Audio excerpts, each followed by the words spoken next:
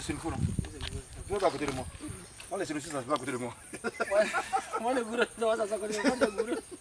C'est vrai, et puis il fait mal depuis. Non, c'est une foule.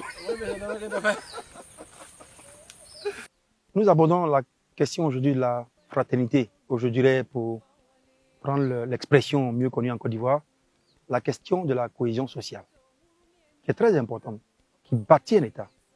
Il faut arrêter de se déchirer, de faire des querelles, des guerres, des conflits dont nous pouvons nous passer. Voici par exemple Traoré que j'ai connu ici il y a 3 ans et que j'ai peu revu depuis parce que j'ai eu d'autres obligations, mais qui mène sa vie tranquillement ici. Avec Traoré, j'ai connu des Bozo, des Aouna, des Fanti, des Burkinabés qui sont également ici, qui mènent leurs activités. La cohésion sociale, c'est la mise en commun de tout cela. Notre rapport à la terre ne doit pas être un rapport mortel, ne doit pas être un rapport conflictuel, c'est un rapport d'amour. Et il faut qu'on le sache. Tous ceux qui aiment la Côte d'Ivoire, tous ceux qui sont attachés à cette terre d'une façon ou d'une autre, tous ceux qui ont un intérêt aiment la Côte d'Ivoire, autant que ceux qui sont nés sur cette terre. Donc c'est en respectant toutes ces valeurs, je dirais même spirituelles, toutes ces valeurs humaines, qu'on arrive à bâtir un pays fort. Il faut qu'on arrête de s'exclure. Aujourd'hui, on en a assisté à des conflits communautaires qui sont, malheureusement, qui ont fait beaucoup de victimes.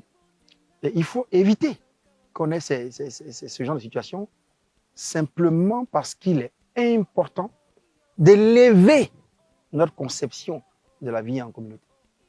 Et si tout le monde dit bonjour à son voisin, si tout le monde dit bonjour aux voisins du quartier, si tout le monde peut taquiner Salif, on aura un pays fort, on aura une communauté forte, on aura une Afrique forte. C'est très important, ces questions de cohésion sociale. Acceptons-nous mutuellement. Quelle est la différence entre Salif, Sénoufo et moi? Quelle est la différence? Nos habits sont différents? Non. Nos coiffures peut-être sont différentes. Mais nous avons la même humanité, nous avons le même amour, nous avons le même besoin tous les jours. On a tous besoin de nous promener, d'aspirer au bonheur, à la santé, à la sécurité. Il faut enlever les oripeaux de l'amour égoïste qui mine notre pays. Il faut découvrir dans l'autre cette substance, ce noyau, cet éclat, cette lumière qu'il y a dans le cœur des autres. C'est ça qui va nous permettre de vivre ensemble. Il faut oublier tout cela. Il n'y a pas d'Américains, de Néerlandais, de Laotiens, de Vietnamiens, de Yéménites, de Burkinabés, de Mauritaniens, de Libanais. Il n'y a pas d'Abé, de Bété, de Djimini, de Kroumen, de tous les autres groupes de Côte d'Ivoire. Il n'y a que des hommes qui aspirent au bonheur et qui sont un, qui doivent former cette unité. Essayons de nous dépasser un peu. Voyons le trésor que constitue l'autre.